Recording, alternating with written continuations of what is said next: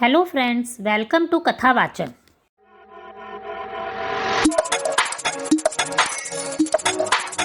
आज इस वीडियो में हम आपको छठ पूजा के बारे में बताएंगे। कार्तिक मास के शुक्ल पक्ष की षष्ठी तिथि के दिन छठ षष्ठी मनाई जाती है। इस त्यौहार को छठ के नाम से भी जाना जाता है। हमारे पूर्वी भारत में बिहार, झारखंड, छत्तीसगढ़, उत्तर प्रदेश व नेपाल के क्षेत्रों में इस त्यौहार को पूरे हर्षोल्लास के साथ मनाया जाता है। छठ का त्यौहार एक साल में 2 बार मनाया जाता है। पहली बार तो चैत महीने में, दूसरी बार कार्तिक के महीने में ये त्यौहार मनाया जाता है। अपने परिवार की सुख समृद्धि और मनोवांछित फल की प्राप्ति के लिए इस त्यौहार को मनाया जाता है। इस पर्व को स्त्री और पुरुष दोनों ही समान रूप से मनाते हैं। संतान का सुख पाने के लिए भी छठ पर्व को मनाया जाता है।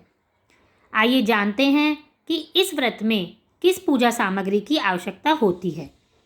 बांस या पित्तल की सूप, बांस के फट्टे से बना दौरा व दलिया, पानी वाला नारियल, गन्ना पत्तों के साथ, नींबू बड़ा, शहद की डिब्बी, पान सुपारी, कैराव, सिंदूर, सुथनी, शकरकंदी, डगरा, हल्दी और अदरक का पौधा, नाशपाती, कपूर, कुमकुम, चावल अक्षत के लिए, चंदन, फल, घर पर शुद्ध देसी घी का बना हुआ ठेकुआ जिसे हम अगरोटा भी कहते हैं।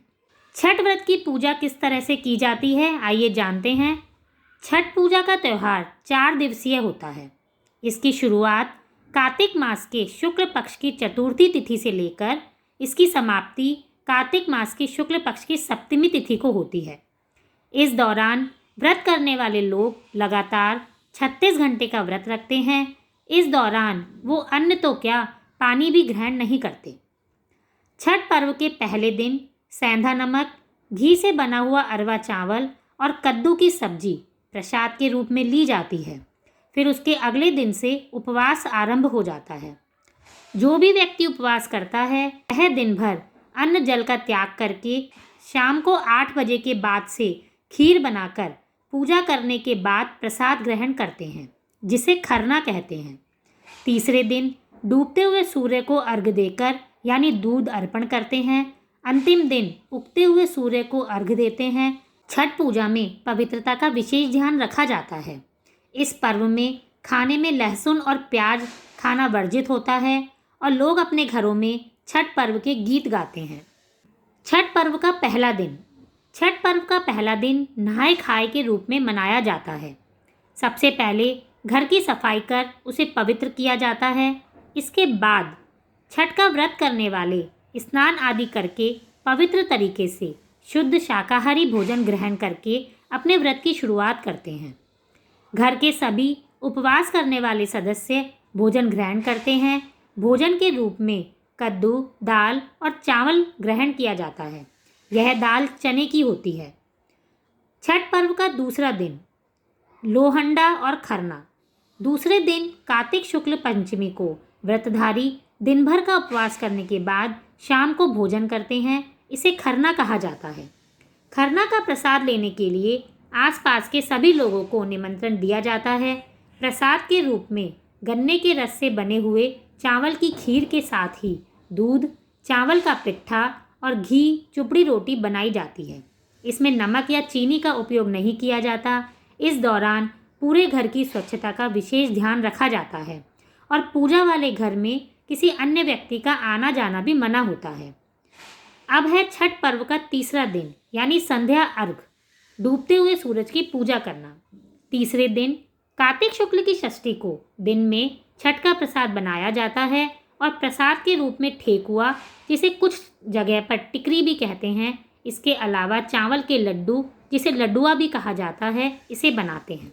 इसके अलावा चढ़ावे के रूप में लाया गया सांचा और उस मौसम में मिलने वाले सारे फल भी छठ के प्रसाद के रूप में शामिल किए जाते हैं। इस त्यौहार को मनाने के लिए सभी अपनी हैसियत के अनुसार खरीदारी करते हैं। यहाँ तक कि गरीब से गरीब व्यक्ति भी इस पर्व को अच्छे से बनाता है और इसका पूजन करता है। शाम को पूरी तैयारी और व्यवस्था करके बांस की टोकरी में धर्रे का सूप सजाया जाता है और व्रती के साथ परिवार और पड़ोस के सारे लोग अस्ताचलगामी सूर्य को अर्घ्य देने के लिए घाट की ओर चल पड़ते हैं। सभी छठ व्रत करने वाले एक नियत तालाब या नदी के किनारे इकट्ठे होकर सामूहिक रूप से अर्घ्य दान संपन्न करते हैं। सूर्य को जल और दूध का अर्घ दिया जाता है तथा छठी मैया की प्रसाद भरे सूप से पूजा की जाती है। इस दौरान कुछ घंटे के लिए मेले जैसा दृश्य बन जाता है। छठ पर्व का चौथा दिन यानी सुबह का अर्घ, उगते हुए सूरज की पूजा करना।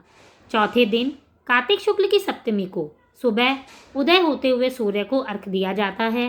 व्रती वहीं भी उसी जगह पुनः इकट्ठा होते हैं जहां उन्होंने संध्या के टाइम अर्घ दिया था। पुनः पिछले शाम की प्रक्रिया दोहराई जाती है।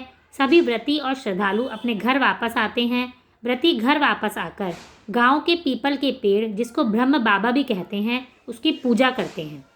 पूजा के बाद व्रती कच्चे दूध का शरबत पीकर और थोड़ा सा प्रसाद खाकर व्रत को पूर्ण करते हैं, जिसे व्रत का पारण करना या परना कहते हैं। छठ के पर्व में मंदिरों में पूजा अर्चना नहीं की जाती। छठ पर्व के दिन सूर्य को अर्घ देने की भी एक विधि होती है।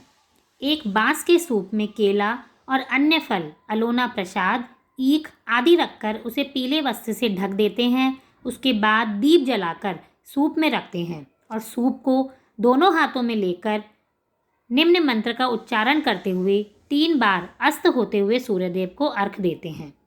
ये मंत्र है: ओम एहि सूर्य सहस्त्रांशो तेजो राशे जगतपते अनुकंपया माँ भवत्या घृणाधैर्य नमो अस्तुते। इस तरह से छठ की 3 दिवसीय पूजा की जाती है। आप सभी को छठ पर्व की बहुत बहुत शुभकामनाएं। धन्यवाद।